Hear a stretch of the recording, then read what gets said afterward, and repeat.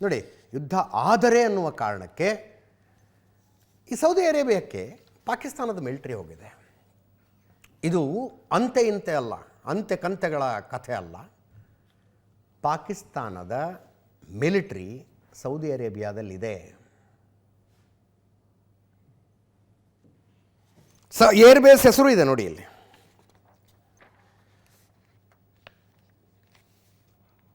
Saudi ಅರೇಬಿಯಾದ king Abdul Aziz ವಾಯುನೆಲೆಯಲ್ಲಿ ಪಾಕಿಸ್ತಾನದ military ಇದೆ. ಮಿಲಿಟರಿ ಅಷ್ಟೇ ಅಲ್ಲ, ಅವರ ಏರ್ಫೋರ್ಸ್ ಕೂಡ ಹೋಗಿದೆ, ಯುದ್ಧ ವಿಮಾನಗಳು ಹೋಗಿದ್ದಾವೆ. ಅಲ್ಲೇನು ಮಾಡ್ತಾ ಇದ್ದಾವೆ? ಲಾಸ್ಟ್ ಇಯರ್ ಸೌದಿ ಅರೇಬಿಯಾಕ್ಕೂ ಪಾಕಿಸ್ತಾನಕ್ಕೂ ಒಂದು ಒಪ್ಪಂದ ಆಗಿತ್ತು. ನಿಮ್ಮ ಮೇಲೆ ದಾಳಿ ಆದರೆ ನಾವು ಸಹಾಯಕ್ಕೆ ಬರ್ತೀವಿ, ನಮ್ಮ ಮೇಲೆ ದಾಳಿ ಆದರೆ ನೀವು ಸಹಾಯಕ್ಕೆ ಬರಬೇಕು ಅಂತ. ಈಗ ಸೌದಿ ಅರೇಬಿಯಾ ಮೇಲೆ ಇರಾನ್ ದಾಳಿ ಮಾಡ್ತಾ ಇದೆ.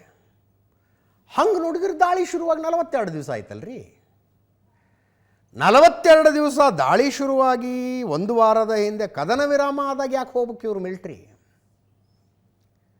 ಗೊತ್ತಿಲ್ಲ. ಇದೇನೆಂದರೆ ಕದನ ವಿರಾಮದ ಮಾತುಕತೆ ಮುರಿದು ಬಿದ್ದು ಮತ್ತೆ ವಾಪಸ್ ಯುದ್ಧ ಶುರುವಾದರೆ ಇರಾನ್ ಸೌದಿ ಅರೇಬಿಯಾ ಮೇಲೆ ಮತ್ತೆ ದಾಳಿ ಮಾಡುತ್ತೆ.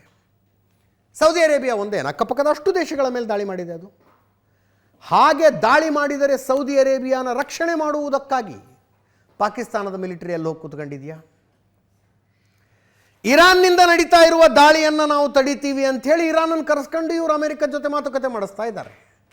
ವಿಡಂಬನೆಗಳು ಹೆಂಗಿರ್ತವೆ ನೋಡಿ, ವಿಡಂಬನೆಗಳು ಹೆಂಗಿರ್ತವೆ ಅಂತ. ಒಂದು ಕಡೆ ಇರಾನನ್ನು ಕನ್ವಿನ್ಸ್ ಮಾಡಿ ಕರೆಸ್ಕೊಂಡು ಅಮೇರಿಕದವ್ರನ್ನ ಕರೆಸ್ಕೊಂಡು ಮಾತುಕತೆ ಶುರು ಮಾಡಿದ್ದಾರೆ. ಇನ್ನೊಂದು ಕಡೆ ಇರಾನಿನ ದಾಳಿಯನ್ನು ತಡೆಯುವುದಕ್ಕೆ ಸೌದಿ ಅರೇಬಿಯಾಗೆ ಸಹಾಯ ಮಾಡಬೇಕು ಅಂತ ಮಿಲಿಟ್ರಿ ಕಳಿಸಿದ್ದಾರೆ ವಿತ್ ಆಲ್ ವೆಪನ್ಸ್. ಆ್ಯಕ್ಚುಲಿ ದಾಳಿ ಆರಂಭಗೊಂಡಾಗಲೇ ಸೌದಿ ಅರೇಬಿಯಾ ಪಾಕಿಸ್ತಾನಕ್ಕೆ ಕೇಳ್ತು, ಲಾಸ್ಟ್ ಇಯರ್ ತಾನೇ ಒಂದು ಅಗ್ರಿಮೆಂಟ್ ಮಾಡ್ಕೊಂಡಿದ್ದೀವಲ್ಲಪ್ಪ, ನಮ್ಮ ಮೇಲೆ ದಾಳಿ ನಡೀತಾ ಇದೆ, ಕಳಿಸಿ ನಿಮ್ಮ ಮಿಲಿಟ್ರಿನ ಅಂತ. ಅದೇ ಟೈಮಿಗೆ ಪಾಕಿಸ್ತಾನದಲ್ಲಿ ಹೊತ್ಕೊಂಡು ಉರಿತಾ ಇತ್ತು ಬಿಡಿ. ಒಂದು ಕಡೆ ಅಫ್ಘಾನಿಸ್ತಾನದವ್ರು ಕಂಡಲ್ಲಿ ಹೊಡಿತಾ ಇದ್ರು, ಕಂಡಲ್ಲಿ. ಇನ್ನೊಂದು ಕಡೆ ಬಲೂಚಿಸ್ತಾನದ ರೆಬಲ್ಸ್ ಹೊಡಿತಾ ಇದ್ರು. ಸೌದಿ ಅರೇಬಿಯಾ ಕರೆಕ್ಟಾಗಿ ಸಹಾಯ ಕೇಳೋ ಟೈಮ್ಗೆ ಅಫ್ಘಾನಿಸ್ತಾನದ ಮೇಲೆ ಪಾಕಿಸ್ತಾನ ಏರ್ ಸ್ಟ್ರೈಕ್ ಮಾಡಿತು. ಅದೊಂದೇನೋ ನಶಾಮುಕ್ತಿ ಕೇಂದ್ರದ ಮೇಲೆ ದಾಳಿ ಮಾಡೋದು 400 ಜನರನ್ನು ಕೊಂದರಲ್ಲ, ರಿಹ್ಯಾಬಿಲಿಟೇಷನ್ ಸೆಂಟರ್ ಮೇಲೆ. ಅವಾಗ ಸೌದಿ ಅರೇಬಿಯಾಗೆ ಹೇಳಿದ್ರು, ನಮಗೆ ಸಾಕಾಗಿದೆ, ನಿಮಗೆಲ್ಲಿ ಕಳಿಸೋಣ ಮಿಲಿಟ್ರಿ ಅಂತ. ಈಗ ಕಳಿಸಿದ್ದಾರೆ ನೋಡಿ. ರಾಬರ್ಟ್ ಪೇಪ್ ಅನ್ನುವಂಥ ಅಮೇರಿಕದ ರಾಜಕೀಯ ವಿಶ್ಲೇಷಕರೊಬ್ಬರ ಹೇಳಿಕೆ ಇಂಟ್ರೆಸ್ಟಿಂಗ್ ಇದೆ. ಅಮೇರಿಕದ ರಾಜಕೀಯ ವಿಶ್ಲೇಷಕರು, ನೆನ್ಪಿಟ್ಕೊಳ್ಳಿ. ಇರಾನ್ ಈಗ ಜಗತ್ತಿನ 4ನೇ ಸೂಪರ್ ಪವರ್, 4ನೇ ಪವರ್ ಸೆಂಟರ್ ಆಗಿದೆ ಅಂತ. ಈ ಯುದ್ಧದ ಕಾರಣಕ್ಕಾಗಿ ಇರಾನ್ ಪವರ್ ಸೆಂಟರ್ ಆಗಿದೆ.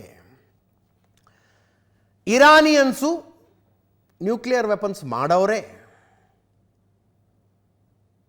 ಈಗ ಯುದ್ಧ ನಿಂತು ಎಲ್ಲ ಸರಿ ಹೋದರೆ ಈ 6 ತಿಂಗಳಲ್ಲಿ ನ್ಯೂಕ್ಲಿಯರ್ ಟೆಸ್ಟ್ ಮಾಡ್ತಾರವರು ಅಂತಾರೆ ರಾಬರ್ಟ್ ಪೇಪ್, ಅಮೇರಿಕದ ರಾಜಕೀಯ ವಿಶ್ಲೇಷಕ.